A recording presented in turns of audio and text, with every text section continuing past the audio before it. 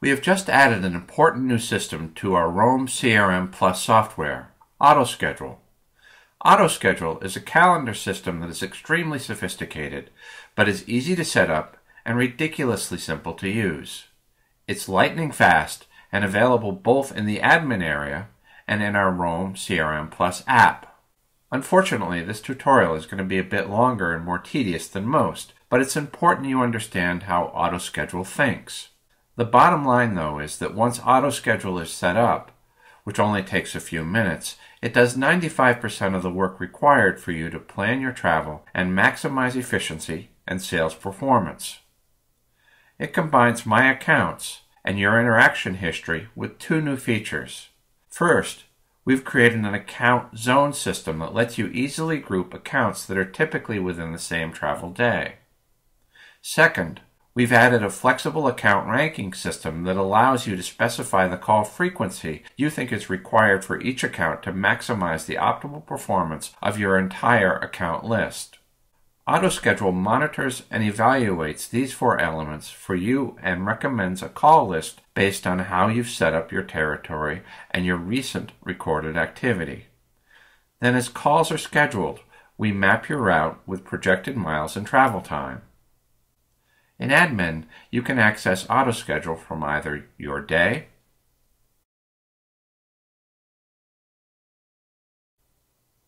or calendar here.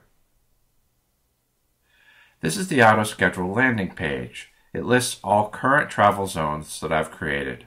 A travel zone is a group of my accounts that I typically call on in a given travel day. This indicates the number of accounts in the zone. To create a new zone, I can enter a name here. I have a new day I'm planning in the Connecticut River Valley. Now to populate the zone, I click here. This is our map-based selection area. Red pins are red banner accounts on my account list. Blue pins are black banner or prospect accounts. Green pins are accounts already in this zone, but because this is a new zone, there aren't yet any green pins. Yellow pins are accounts on my list that are not in a zone and should be updated. Accounts not in a zone won't be picked up in AutoSchedule. This icon indicates the tool you need to manipulate the map view. And this is the account selection tool. With it, I draw an area on the map that will capture any accounts within that area and display them here. I can modify the selection list if necessary, and then click here to add the accounts to my new zone. Refreshing the map view, you can see these accounts are now green. My new account zone is now ready to be used.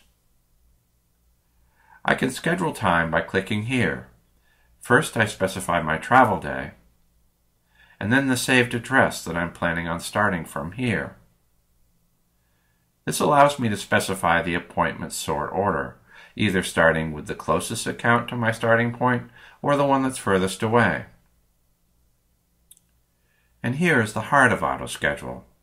Within this zone, we consider the account type here and the last touch here to create a list of recommended appointments. I'm using our default account types. A accounts are very important, and as such I want to interact with them every 14 days. An A account in this zone that I have not called on in the last 2 weeks will be at the top of the recommended call list. In this example, B accounts have a desired call frequency of every 25 days, while C and D accounts have a call frequency of every 40 and 60 days respectively. These account types and call rates can be customized for your company by sales administrators. Another option is the definition of a touch or account interaction. The default is that a touch is represented by an account check-in. An alternate is that both check-ins and phone calls are used to calculate touch rates. If an account has been touched within the call frequency of the account type, AutoSchedule will not recommend an appointment for this call cycle. Any existing upcoming appointments will be considered in AutoSchedule so that you don't create what would likely be a duplicate appointment. An important note is that touch statistics are updated each evening so that check-ins today will not be reflected in AutoScheduler until tomorrow. I can now schedule this zone. And this is a summary of my day. My starting point is listed here, with each call in order based on my direction of travel using Google's API for trip calculations. We display the mileage and time for each segment and the total miles and time for the day here. I can review these details on my calendar now here. Back in AutoSchedule, I can set up more days quickly. Looking at my Route 7 South zone, I can see an A account here that is not on my recommended call schedule because I already have had an appointment scheduled for them or have interacted with them within the last 2 weeks. I can now schedule Tuesday and Wednesday next week very quickly using AutoSchedule's recommendations. To review, I can look at the My Day view next week.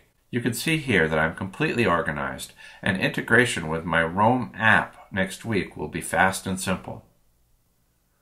To change the setup for an account, I can either return to the Map Setup tool, or I can navigate to the Account Center and click Actions, and then Group Zones. Here I can review and update either account types or zones. I apologize for this long-winded introduction to AutoSchedule, but we think it's the most important new feature in Roam since My Accounts. After setting up your travel zones, the only thing you'll have to do is spend just a couple of minutes each week to create an optimized travel plan and call schedule.